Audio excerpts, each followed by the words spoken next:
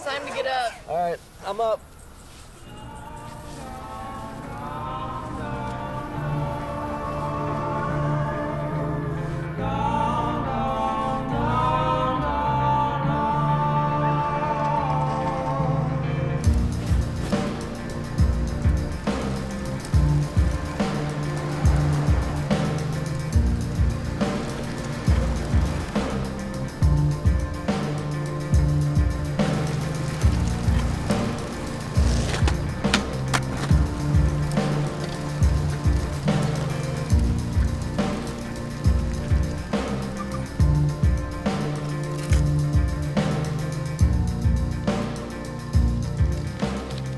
So packing it out in the last 3 years has essentially been a continuous mission to leave the people we meet and the places we go better. And in the last 3 years, we've packed out over 2,000 pounds of trash by hand. In 2015, we hiked the Appalachian Trail. It was myself, my good friend Joe, and my other buddy Paul.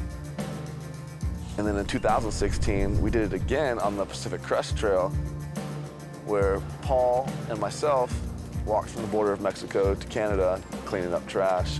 And now this year, it's gonna be my good friend Abby and myself biking across the country, cleaning up all the trash we find along the way.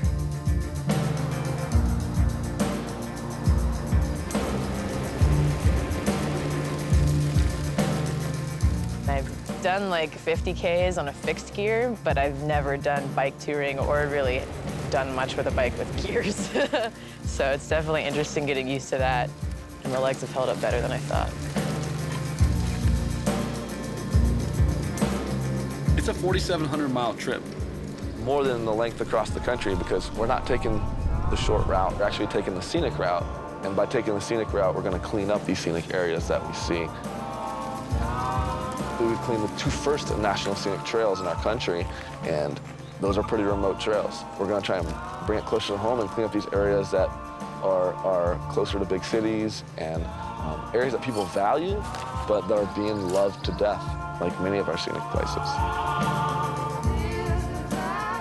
Sometimes I get lost into picking up all the trash. I forget how the heck I'm gonna get it out, you know? I'm kind of stoked it's all gonna fit. I wanna see how it rides.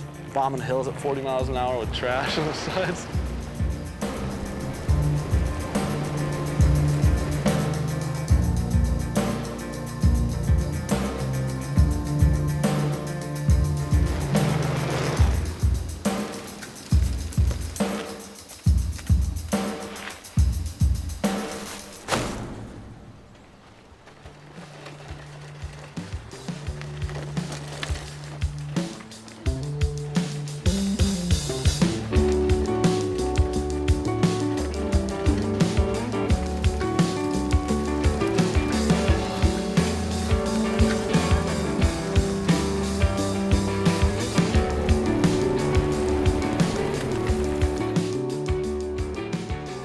Most of us spend 59 minutes an hour living in the past, with regret for joys lost or shame for things badly done.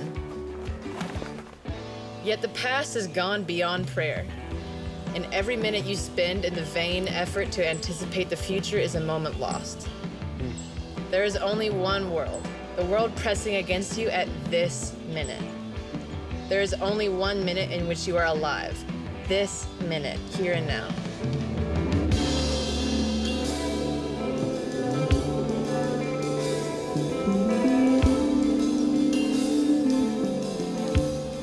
Abby called me when Seth proposed the idea to her. Part of her was like, you know, this is crazy. I don't know why I'd want to do this. And I was like, you're never going to get another opportunity to do something like this. And I think what she realized was that if I can do this, I can do anything. When you do something kind of this epic, anything after that just is going to seem easy. I think that was part of her motivation, just to see how far she can push herself.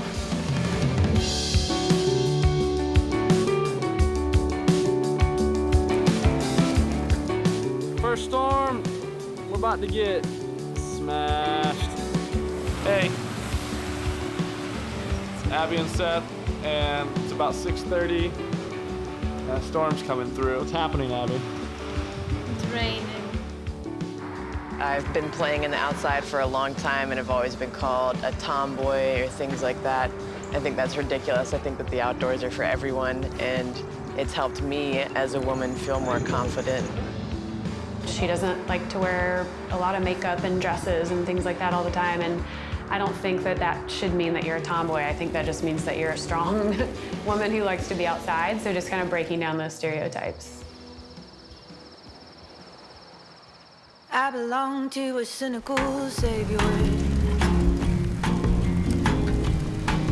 My belly has been fed. If you want something, if you want to make a difference, you want to make a change, go make it happen. We don't pack out trash and clean up trails because it's convenient. We'd sweat and cry and hurt just for the sake of cleaning our environment. I think that's hopefully something we can get across is like life isn't convenient. I can, so I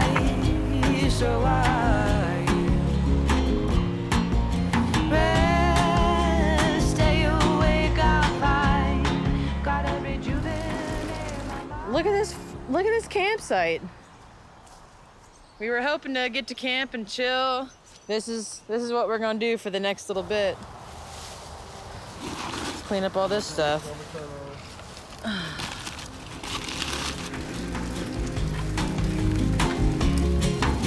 Stay, dream about it all. Bring me all along.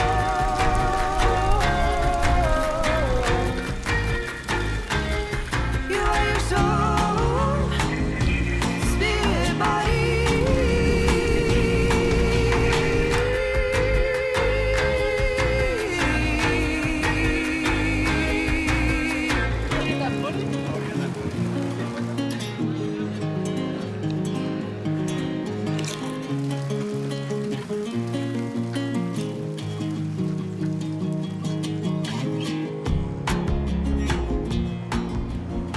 When we got to the Twin Cities, we met up with Paul, who was one of the co-founders of Packing It Out. We've hiked over 5,000 miles together, so I know the guy pretty well, and he knows me pretty well. I know Seth, he's audacious. He's gonna see something big and weird and be like, I can do that. He's gonna pack it out.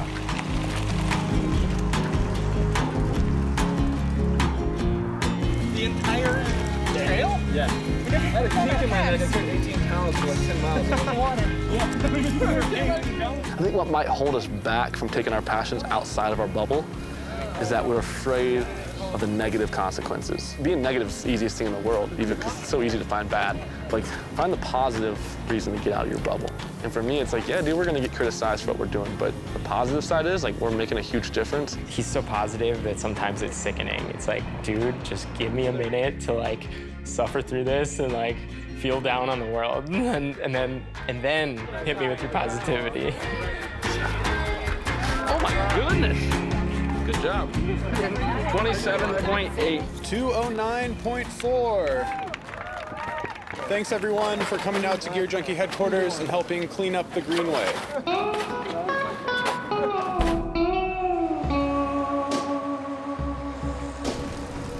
I feel like a lot of people see him as just like this super like happy-go-lucky, easy guy. And he definitely stresses quite a bit. Because on the surface, he seems like he's got like everything's all put together and he's all good. I mean, this year for me, the biggest challenges have personally been like just the mental challenges. It's been a tough year in a lot of different ways. Like, I lost my father this year.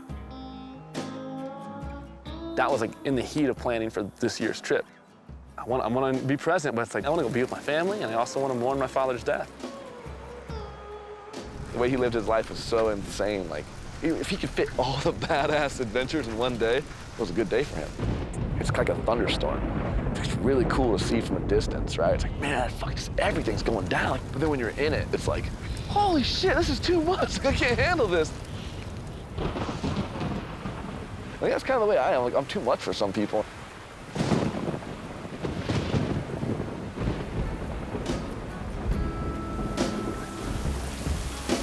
$7 a.m. Getting hammered.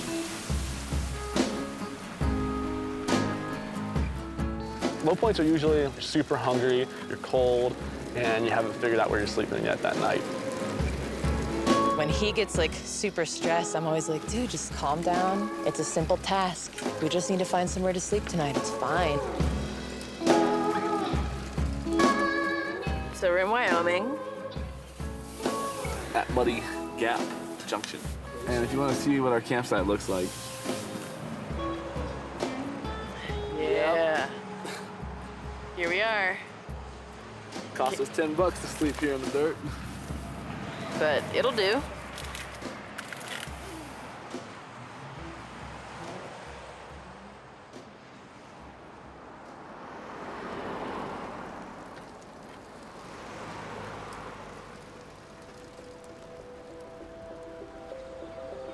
Getting to the Rockies, this elevation change is pretty rough. We're making okay time. It's done 16 miles so far. And I'm feeling pretty sluggish. I feel like now, with biking, I'm just completely unsure every day. I'm like, oh my God, can I do this? I don't know. I just feel like I'm getting more and more tired as the trip goes on. In my head, I was like, this is it. Like, I'm gonna have to go figure out how to get home, because like this is the end of the trip for me, is what I was like thinking in my head. So I'm like crying on the side of the road. There's probably some fear of, if this doesn't work, I have all of these people watching me and they're gonna see me fail. And I'm sure that was a cause for some stress. I'm struggling and I feel like I'm holding Seth back sometimes. Yeah, just not feeling too great about my contributions right now.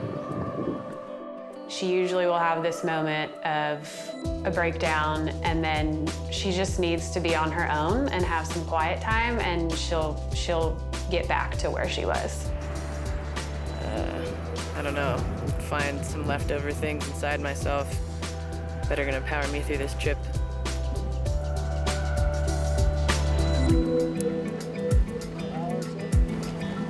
I also think there is just something that Abby was born with, that she's just very tough.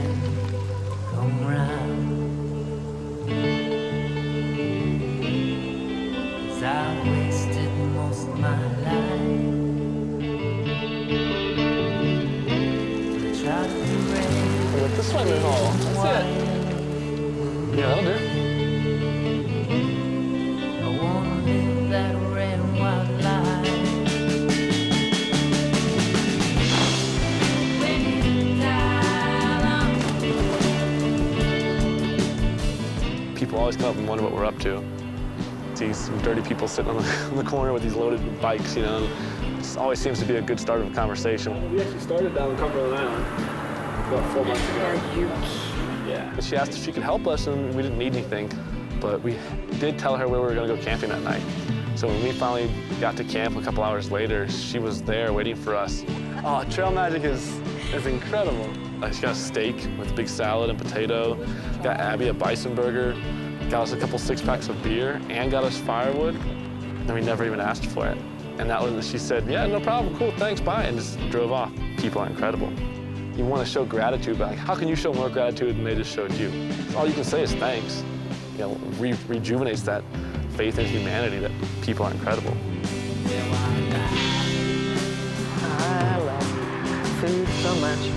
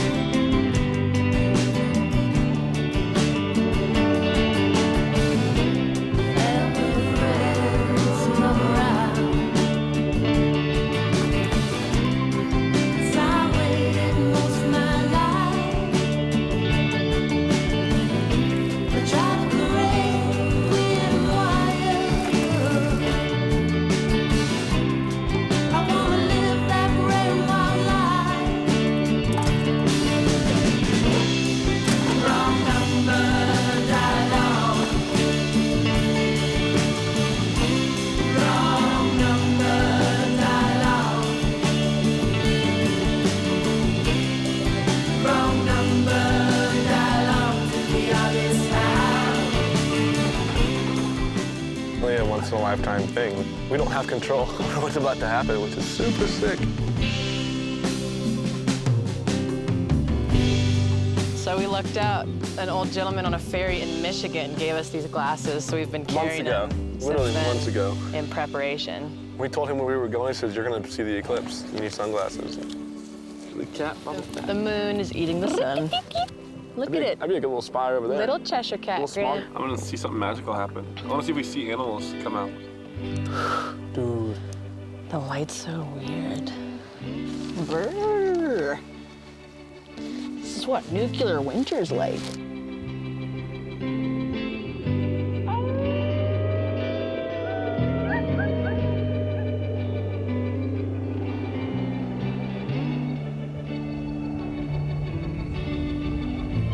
The entire West Coast is burning pretty much. Washington, Oregon, California, Idaho, Montana, there's just fires burning all over.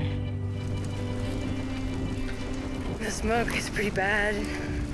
I have asthma and I just feel like, I kind of feel like I'm gonna puke. And obviously I'm still trying to push forward, but it's getting really, really hard to breathe.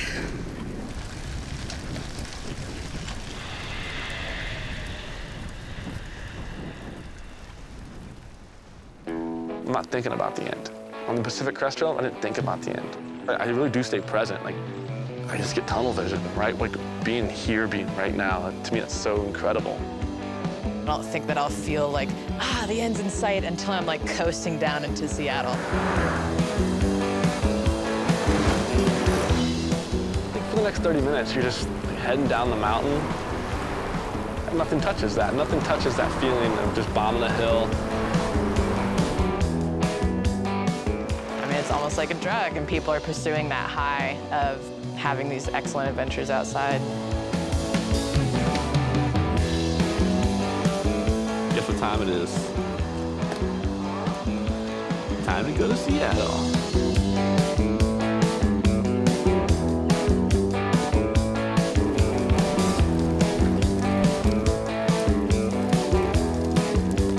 This is our last cleanup of the tour in Seattle.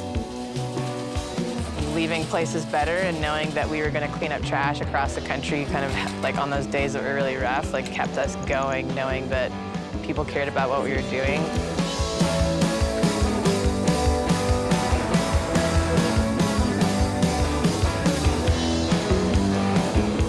It was cool. A lot more people than we had seen biking this entire trip. All of a sudden, you have like people flying by who are like brushing shoulders with you.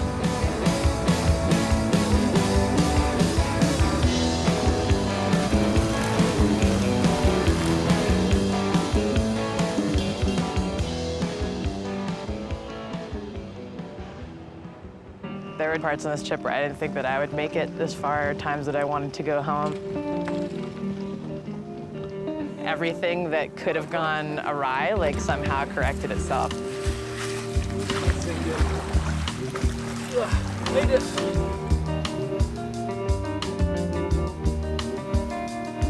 Some people might do the whole shake your champagne and scream and have like a huge celebration. Other times you just roll up and sit on the beach and you're done.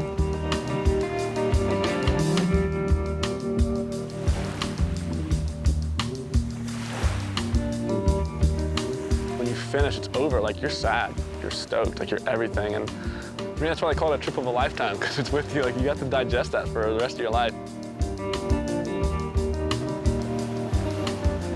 Future I would hopefully see for Packing It Out is like to inspire enough people that we don't need to exist anymore. So like to realize I don't need to go out and prove a point. That's the ideal future of Packing It Out. We all just do it because we just care.